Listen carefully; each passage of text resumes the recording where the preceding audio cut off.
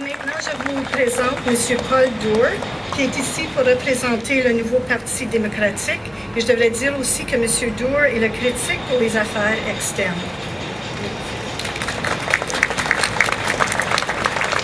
Bon après-midi.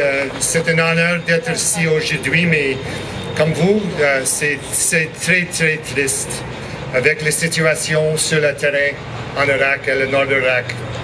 I am honored to be here today, and in fact, I was just fitted in at the last moment because I wasn't sure if I could be here today. I've just returned from northern Iraq. I just met with the Christian leaders 48 hours ago, and their message was clear. They need the world to help. They need Canadians to help.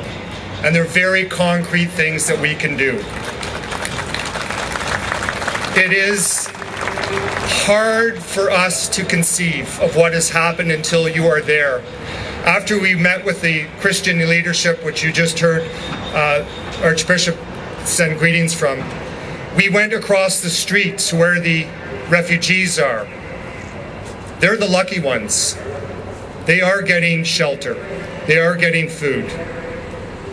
But there are hundreds and hundreds of thousands of refugees in places like Dewar, which haven't got the support yet that we can provide for. And we do not know exactly the numbers of those who have been slaughtered. They're the ones who weren't able to escape.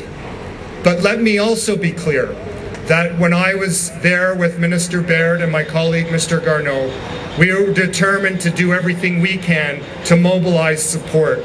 So let me just be very concrete in what you've already been instructed to ask for. We have to build refugee camps immediately. It is so crucial that we help those right now who are literally living in the streets, who do not have food, who do not have water.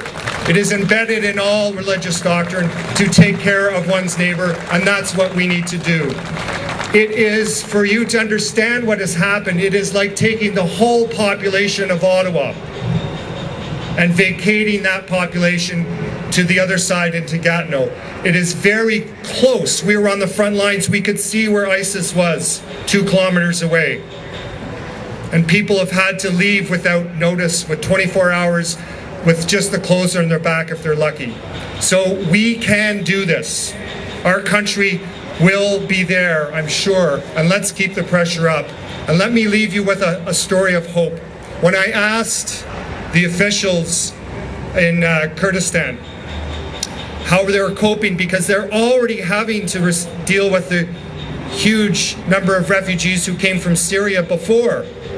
And I said, how are you able to deal with that? And the official said to me, I want to leave you with this story of hope that I want to share with you, which is about solidarity. He said, in the Syrian refugee camps, they organized to give whatever they could to help those who have fled.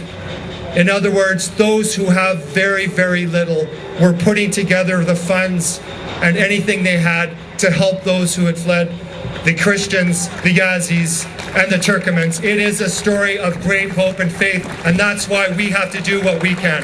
Let's pull together. Let's do everything we can. Sign the petitions. We'll carry on the fight and make sure that our brothers and sisters abroad will get the help they need. Thank you so much for allowing me to speak. Merci beaucoup.